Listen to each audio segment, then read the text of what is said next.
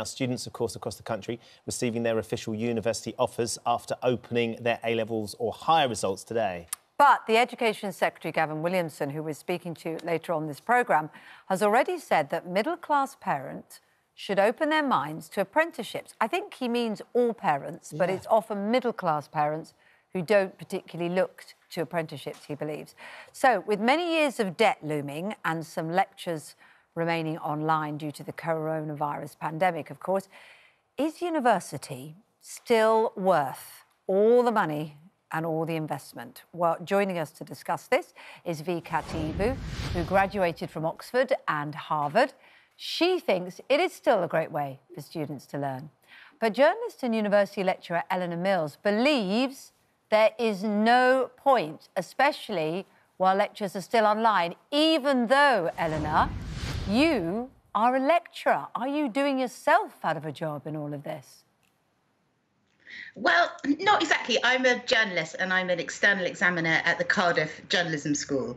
But what I've discovered during the pandemic is when you lecture online, it's just a very different experience. When you're in the hall with the students, you can gauge their reaction, you find out what they're interested in.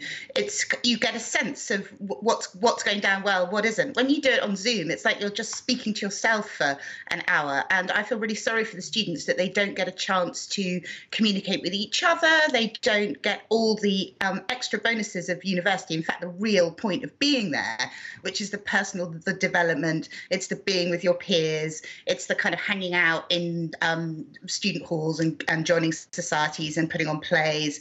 And without all of that, I really wonder whether the student experience is really worth the thick end of 50 grand. Yeah, V, I mean, that's the interesting thing, isn't it? Because undoubtedly my university experience was, you know, the studies aside, which I absolutely loved, it was the external part of that. It was meeting the people, it was having to budget, it was having to keep myself fed and watered, it was having to live with some people that I didn't know, meet all those people. That was far more instructive to me in the long term for my life than the results that I got for my degree, which, as I say, I really, really enjoyed. 20 of the leading 24 Russell Group universities, which are the top universities in the UK, are still saying they're going to be offering online learning next year. And as Eleanor's saying, the debt that students are coming out with now, we didn't face tuition fees when we were going to university, but the debt that they're coming out with now is huge. Is it really worth it? I have gone to university and experienced it both online and offline. I had that benefit of, doing Oxford for my 4 years, and that was in person. And then my master's degree at Harvard was online, unfortunately, because of the pandemic. However, I still believe that university is 1,000% worth it. I mean, I do believe that tuition fees need to be decreased drastically because university should not cost that much. It makes it inaccessible for many people. However, I think that when it's done correctly, an online education can be as valuable as in person. Yes, you are missing out on those interactions like Freshers Week or being able to, make eye contact after a lecture and things of that nature. But I still think that there's a great benefit when it's done correctly. I think that in my lectures at Harvard, I got to, give reactions. I got to go to these breakout rooms. I actually got a lot more interaction with my professors than I had done in my 4 years in person at university. But your degree is the first 4 years. Your master's is a testament to the fact that you wanted to study more. You were more engaged with the academic side of things. So you're probably going to be more interested in listening to what the lecturers have to say as opposed to students are going just for their degree. So the online part, when you're doing your master's, that would make sense that you're going to be more engaged with the online tuition. Yes, I understand what you're saying. However, I believe that many students still have that interest and that passion even at undergraduate level. I still loved my degree, and I believe that even if I had to do my final 2 years at Oxford online or something, I would still have felt as engaged. It depends on how your lecturers conduct that online environment and how they make it conducive for you to still learn, because I think that many students who may have missed out on an education prior can now get it because things are a bit cheaper. It's online, it's more accessible, you don't have the travel time, you have benefits that you just didn't have from before as well. So I think that if anything, we should be leaning more towards hybrid versions of learning in the future, where we do include both online and offline things. I think for me, it's the idea of being able to access those lectures when you have the time to do it, being able to rewind and take it at your own pace, and you get to be more in control of your education. And I think that accessibility is important. I mean, that's an interesting development. But in terms of the other stuff that comes out of university that Ben was talking about, can I ask you what you're studying and what you hope to want to go on to do, please? Currently? Yeah. Oh, I finished studying now. I studied international education policy, and I hope to work in the education space, helping improve education access for girls and women around the world. So for you, obviously, because you want to work in education and you want to go out and know your stuff, that was critically important. For some, university, like Ben, who did a degree in dance, by the way, unless he was going to go and become a professional dancer, it was on the probably cards. It wasn't directly related. So for him, it was, as he said, it was the practicalities of managing budgets, getting on with people you don't know, may not always have different backgrounds. It was the exposure to new life that was vital to it, and basic communication, which for some people is very, very challenging when it happens online. I completely agree with what you're saying in the regards of that.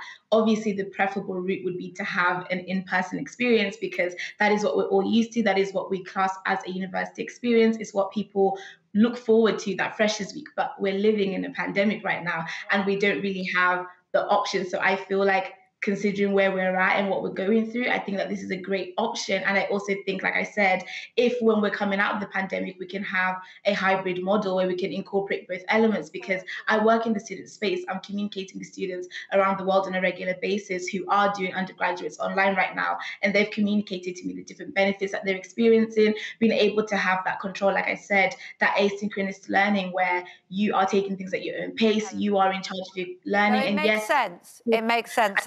It makes sense. I just want to give a little bit of a moment to Eleanor, because you speak brilliantly. So you're going to be great when you're involved in education. Everybody will be entertained by you on a Zoom call. I'm absolutely confident of that. Eleanor, there is a point, isn't there, which you're not against universities generally, are you?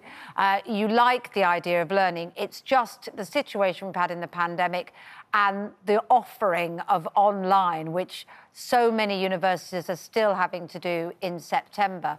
Or do you feel that perhaps sometimes there are better options than university at all? Well, I really respect what Vi says, and I know she's speaking to a lot of students, but that's actually belied by some of the evidence recently. A new study found that 46% of students currently think that the online and the kind of hybrid models that they've had at university have been really unsatisfactory, describing it as poor. A poll at the weekend found that 86% thought that if there was going to be online lessons, then fees should be refunded or greatly reduced. So Vi may have had a great experience, but I don't think that's true of lots of students who are out there. And I also think that we're looking at a demographic increase in the years of the children who are going to university, or the young people. And over the next few years, it's going to increase from 700,000 to 1 million, putting real pressure on places. And this year, 18% of graduates came out and only 18% got jobs. So that's a big investment in a degree that might not help you with the rest of your life. When there's a big expansion of apprentices with really good firms, or degrees that you can do on the job. And while I'm a great fan of the university experience and being there and all the kind of culture and personal development that comes with that, I think if you're not going to get that great experience of being with your peers, you might as well go on into work and get some qualifications that way. Eleanor, am I right in saying your daughter's getting her A-level results this morning? She is. Fingers crossed. Probably when I come off the call, the email should be there. Oh my goodness! And so good luck to her and to you. Have you managed to persuade her to get out into the big wide world and take an apprenticeship, or is she off to university? Hopefully.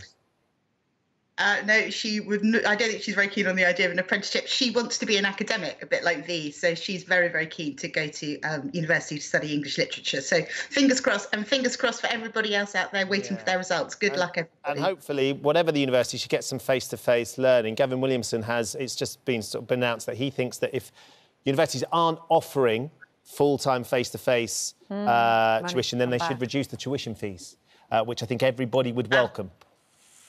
Yes, I think that would be an excellent idea. Yeah, and Vi agrees. Although they would then say, well, the A-level grades are predicted, not individually, but fingers crossed, Eleanor, for your daughter and all those others, as you say, that are waiting, but are predicted to be much higher. So actually universities are going to have to take on more students. people.